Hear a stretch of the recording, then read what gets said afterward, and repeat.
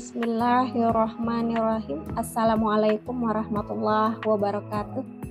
Perkenalkan, saya Nur Aisyah dengan nomor NIDN 1105108102 yang merupakan salah satu dosen dari program studi S1 Farmasi Klinis dan Komunitas Sekolah Tinggi Ilmu Kesehatan ISPI Banjarmasin. Izinkan pada kesempatan ini untuk menyampaikan pernyataan diri dosen dalam unjuk kerja Tridharma Perguruan Tinggi atau biasa disebut PDD UK TPT, khususnya di bidang pengajaran. Video ini dibuat dengan tujuan untuk memenuhi persyaratan dalam pengajuan sertifikasi dosen pada tahun 2024. Sebagai seorang dosen, saya telah menerapkan Tridharma Perguruan Tinggi, diantaranya yaitu adalah di bidang pengajaran ini. Adapun sistem pembelajaran yang saya terapkan yaitu dengan menggunakan metode DIA, yaitu Delivery, Interaction, dan Assessment. Metode delivery merupakan cara saya menyampaikan materi agar dapat diterima oleh mahasiswa dengan baik pada saat proses perkuliahan. Saya menggunakan metode Contextual Teaching Learning atau CTL, Problem Based Learning and Inquiry PBL, dan juga Small Group Discussion melalui diskusi dan tanya jawab. Dalam menambahkan pemahaman mahasiswa, saya juga menggunakan metode studi kasus agar mahasiswa dapat lebih maksimal dalam proses pembelajaran dalam mengikuti perkuliahan yang saya ampu.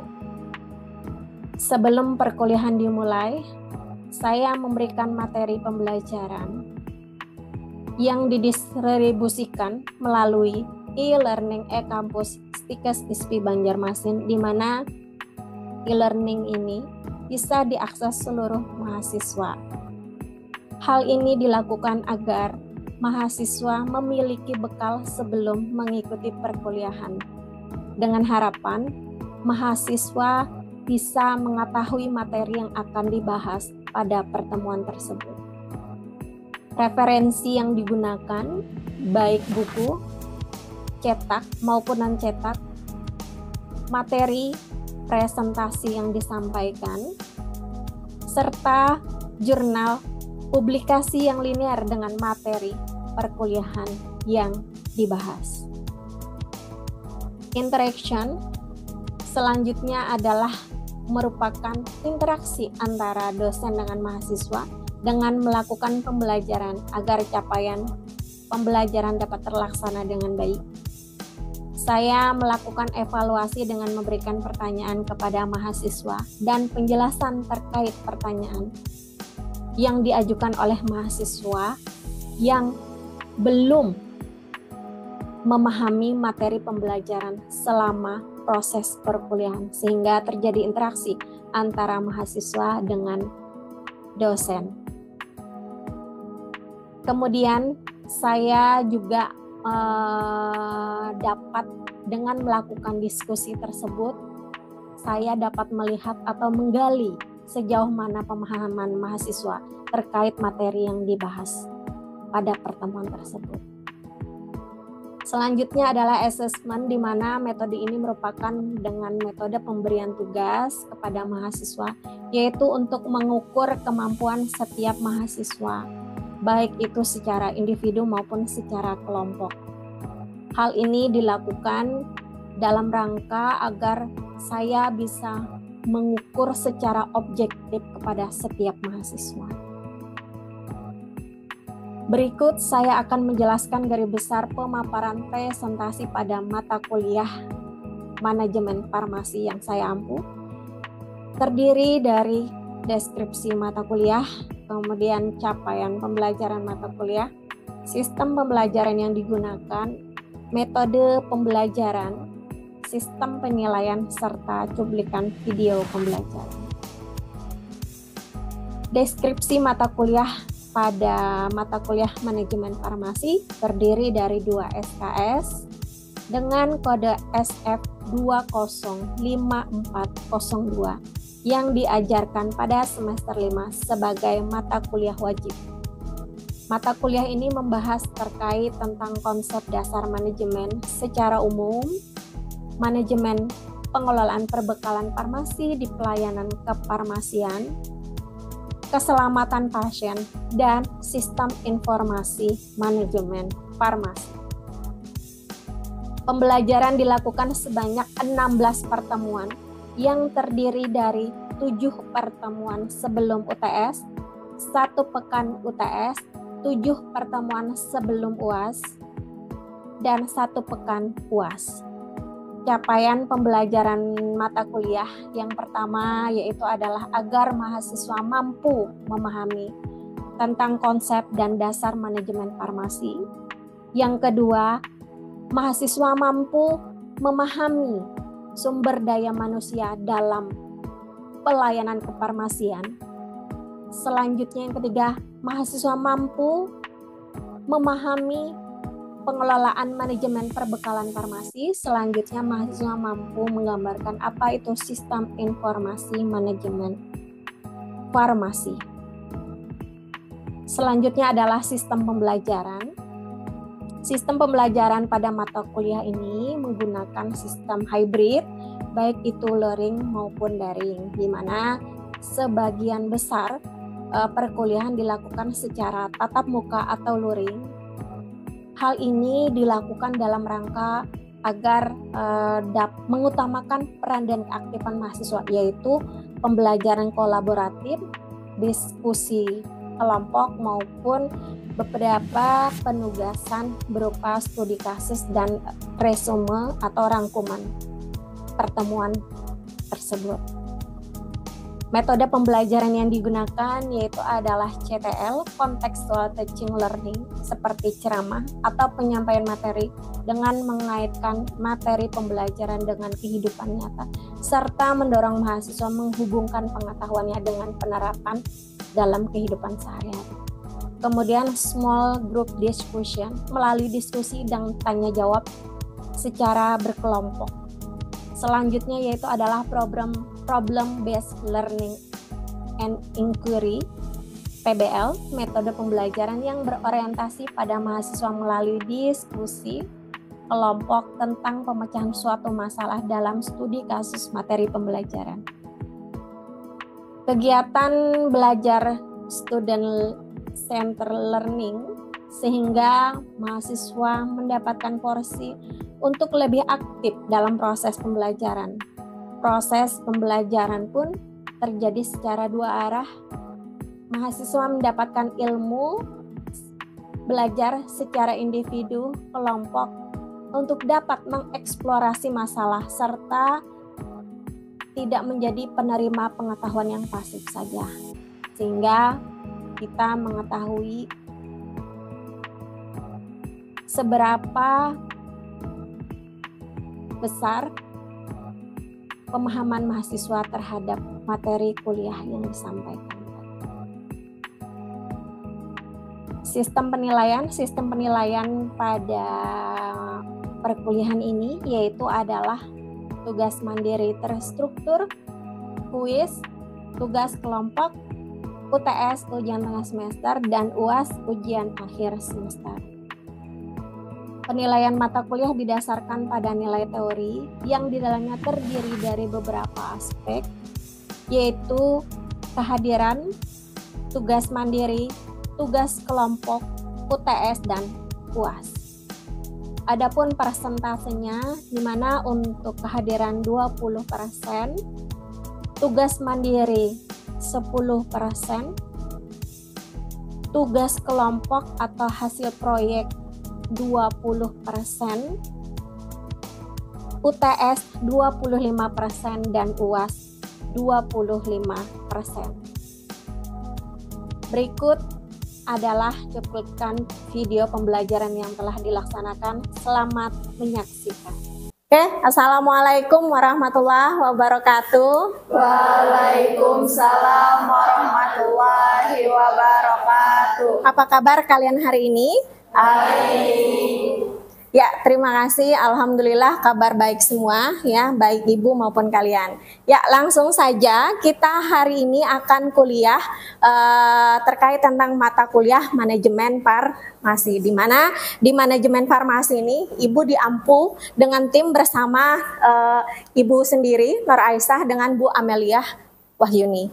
Langsung saja di pertemuan kali ini ya, kita akan membahas terkait tentang perencanaan dan pengadaan perbekalan farmasi.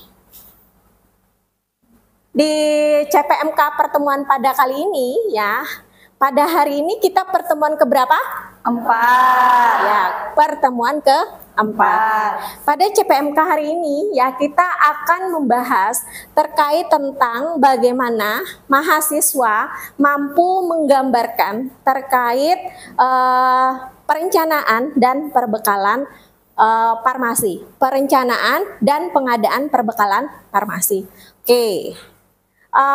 Sebelum kita masuk ke dalam materi di pertemuan keempat pada hari ini ya, kita mengingat kembali di pertemuan sebelumnya, yaitu adalah membahas terkait tentang seleksi perbekalan obat, karena seleksi merupakan bagian dari pengelolaan perbekalan farmasi. Gimana? Ada yang tahu apa itu seleksi perbekalan obat? Ya, monggo silahkan Mbak untuk menjawab pertanyaan. Baik Bu, terima kasih. Seleksi adalah proses pemilihan obat di mana kita nanti bertujuan untuk memberikan obat yang baik, rasional, dan dapat memberikan harga obat yang lebih murah. Ya, terima kasih untuk jawabannya. Kita tepuk tangan untuk temennya. Selanjutnya ini adalah sumber literatur yang bisa kalian dapatkan ya untuk materi pada hari ini. Dan untuk literatur ini sudah ada terdapat di perpustakaan Stikes ISPI Banjarmasin. Oke, berikut adalah ruang lingkup ya. Jadi hari ini kita membahas terkait tentang perencanaan dan perencanaan dan pengadaan perbekalan farmasi, di mana untuk perencanaan dan perbekalan itu masuk ke lingkup pengelolaan sediaan farmasi.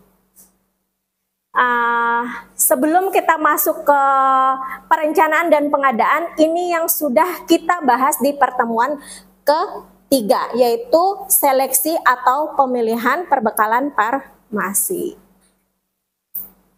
Selanjutnya yaitu adalah siklus pengelolaan perbekalan farmasi, di mana untuk seleksi atau pemilihan merupakan rangkaian dari pengelolaan perbekalan farmasi, di mana untuk tahap selanjutnya yaitu adalah perencanaan dan pengadaan, di mana untuk materi ini yang akan kita bahas pada pertemuan hari ini. Apa itu perencanaan? Ya, jadi perencanaan itu adalah proses kegiatan di mana kegiatan tersebut ada terdapat pemilihan, kemudian jenis, jumlah dan harga perbekalan farmasi yang sesuai dengan kebutuhan dan anggaran untuk menghindari kekosongan obat dengan menggunakan metode yang dapat dipertanggungjawabkan. Jadi untuk proses perencanaan ini ya merupakan kegiatan dalam pemilihan, dan pemilihan itu sudah kita bahas juga di pertemuan sebelumnya, di mana kita memilih jenis obatnya apa, kemudian jumlahnya berapa, dan kira-kira berapa harga, dan apakah harga tadi sudah sesuai dengan kebutuhan dan anggaran yang ditetapkan oleh masing-masing sarana pelayanan kesehatan. Agar apa? Agar untuk menghindari terjadinya kekosongan obat dan kekosongan obat dengan menggunakan metode yang dapat dipertanggungjawabkan, sehingga dengan perencanaan yang matang dapat menekan angka kekosongan obat, sehingga pasien tetap akan mendapatkan obat ketika pada saat berobat. Selanjutnya yaitu adalah metode perencanaan, di mana metode perencanaan ini ada 3 ya, seperti yang kita tahu ya, bahwa metode perencanaan itu yang pertama adalah metode konsumsi, di mana metode konsumsi ini lebih kepada kira-kira pemakaian obat sebelumnya itu kira-kira berapa. Nah, dengan metode konsumsi ini kita bisa menetapkan pemakaian obat real sebelum periode sebelumnya. Misal ketika kita pengen menetapkan perbekalan farmasi anggaran di tahun 2024. Kira-kira di tahun 2023 tadi obat apa saja yang paling banyak digunakan ya? Yang paling banyak digunakan di tahun 2023. Harapannya apa? Harapannya dengan mengetahui jumlah perbekalan penggunaan obat real, harapannya di tahun 2024 selisih antara jumlah penggunaan obat di tahun 2003 dengan 2004 itu tidak terlalu jauh selisihnya, sehingga kekosongan obat itu bisa ditekan. Kemudian metode morbiditas, di mana di sini berdasarkan pola penyakit, ya. Kemudian selanjutnya yaitu adalah metode kombinasi, di mana kombinasi ini adalah metode antara metode konsumsi dengan metode morbiditas. Nah, ini adalah penjelasan yang lebih detail terkait tentang metode konsumsi, di mana di sini kita pengen mengetahui data real konsumsi perbekalan periode sebelumnya dengan berbagai penyesuaian dan koreksi. Kemudian selanjutnya yaitu adalah sumber data yang bisa kita dapatkan, yaitu adalah pelaporan, di mana setiap sarana pelayanan kesehatan biasanya melakukan pelaporan di masing-masing depo atau pelayanan kesehatan, kemudian nanti itu dilaporkan dan dilakukan pencatatan, sehingga dengan dilakukan pencatatan dan pelaporan itu dokumentasi penggunaan obat dapat terdokumentasi dengan baik. Kemudian selanjutnya yaitu adalah hasil pertemuan beberapa tenaga medis, di mana dengan adanya sharing terkait masukan dari tenaga lain, sehingga perencanaan dan pengadaan obat di periode tahun berikutnya itu matang, ya, sesuai dengan anggaran yang telah ditetapkan oleh masing-masing sarana pelayanan kesehatan. Selanjutnya ini adalah metode kelebihan dan kekurangan dari metode konsumsi, di mana datanya akurat, mudah, kemudian tidak perlu data penyakit, kekurangan dan kelebihan obat sangat kecil, kemudian kekurangannya yaitu adalah tidak dapat untuk dasar penggunaan obat dan perbaikan pola prasepan, kemudian kekurangan, kelebihan, kehilangan obat sulit diandalkan, dan yang terakhir yaitu adalah tidak perlu catatan morbiditas yang baik. Ini kekurangannya kalau kita menggunakan data real penggunaan sebelumnya. Selanjutnya yaitu adalah metode konsumsi, di mana metode konsumsi ini ya perhitungan metode konsumsi, di mana kita harus mengetahui buffer stoknya.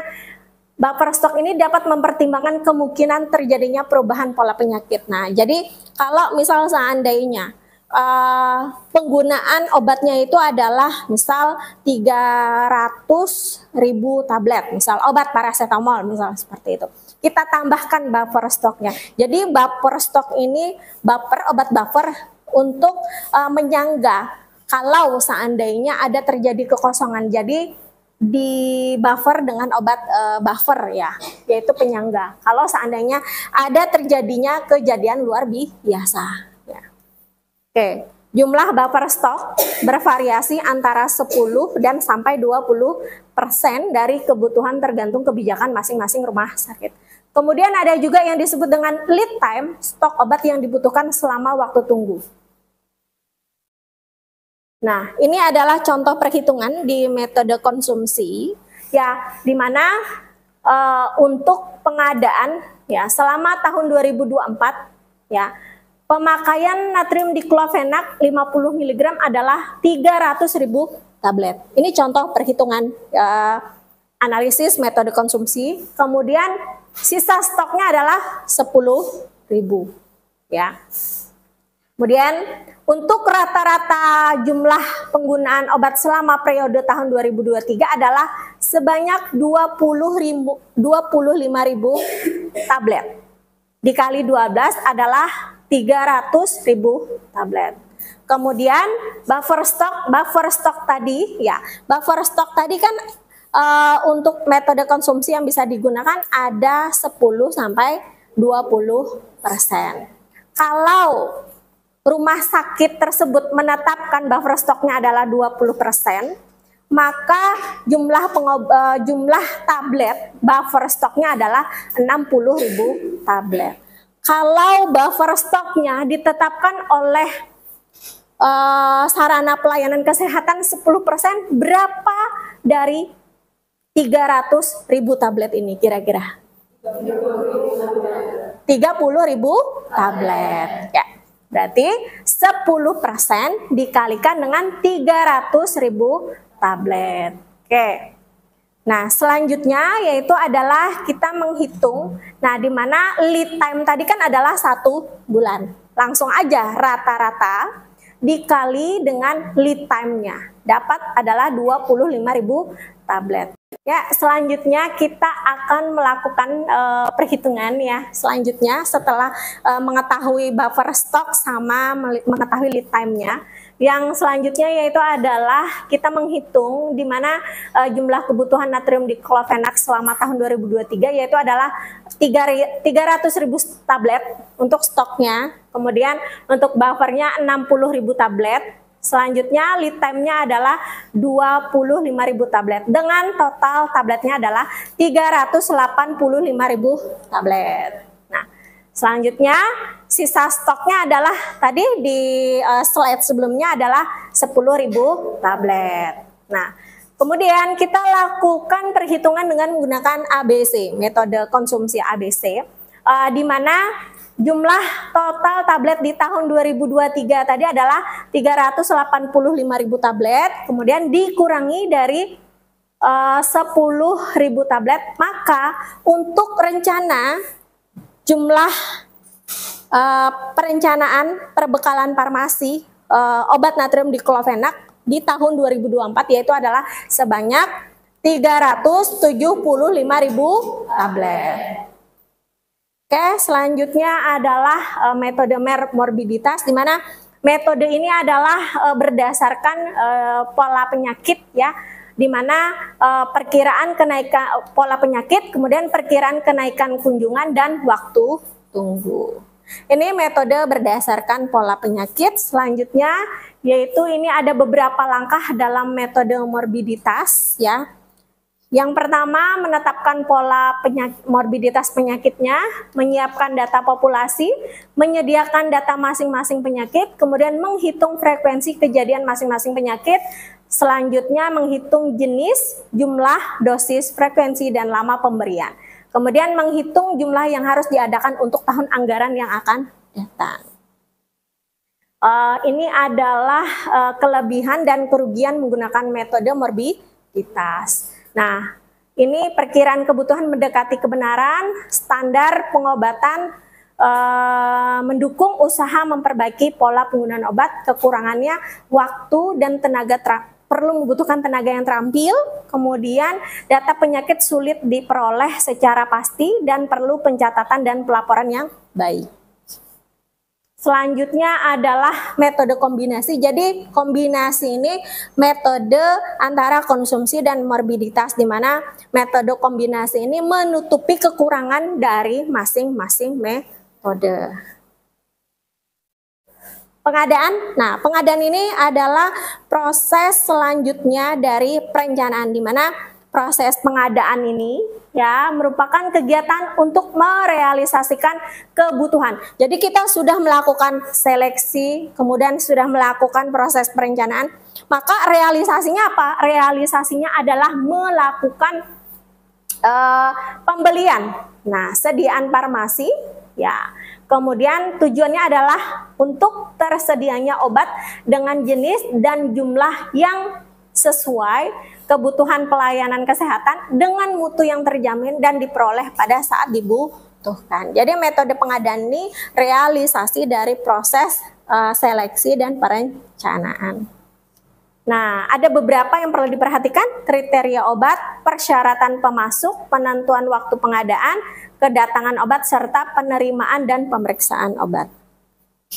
Oke, dalam proses pengadaan boleh menggunakan tender terbuka, menggunakan tender terbatas, kemudian kontrak dan pembelian langsung. Tender terbuka ini berbeda dengan tender terbatas ya. Tender terbuka ini distributor baik dari nasional ataupun internasional berpeluang untuk mengikuti tender terbuka ini. Sedangkan tender tertutup itu hanya dilakukan oleh distributor tertentu ya yang sudah terdaftar, kemudian harga masih dapat dikendalikan, tenaga dan beban kerjanya lebih ringan daripada yang terbuka. Karena terbuka karena membuka peluang yang cukup banyak ya, baik itu nasional dan internasional, jadi membutuhkan waktu dan tenaga yang lama daripada yang menggunakan tender terbatas. Kalau kontrak ini perjanjian antara pembeli dengan pihak supplier yang mengadakan obat tadi. Ya, bisa mendapatkan harga yang lebih murah dan mendapatkan barang yang dengan harga khusus, dengan harga murah dan juga berkualitas. Kemudian pembelian langsung ini biasanya langsung saja dari sarana pelayanan kesehatan. Kalau seandainya ada terjadi kekosongan itu langsung membeli ke PBM. Ini adalah selanjutnya tugas ya, dimana nanti silahkan kalian melakukan perhitungan. Nah, dengan metode konsumsi, perhitungan metode konsumsi sesuai yang sudah Ibu sampaikan tadi ya, dimana kita merencanakan perbekalan farmasi. Nah, dengan menggunakan metode konsumsi ini adalah tugasnya ya, dimana tugasnya ini adalah studi kasus ya, studi kasus. Jadi mahasiswa diharapkan dapat menganalisis ya, sehingga mahasiswa mampu melakukan perencanaan dengan menggunakan metode konsumsi. Untuk tugas selanjutnya yang ketiga yaitu adalah makalah, yaitu yang hubungannya dengan materi hari ini, yaitu adalah terkait tentang perencanaan dan pengadaan perbekalan farmasi. Sampai sini apakah ada pertanyaan? Apakah sudah jelas? Baik, Ibu lanjutkan ya.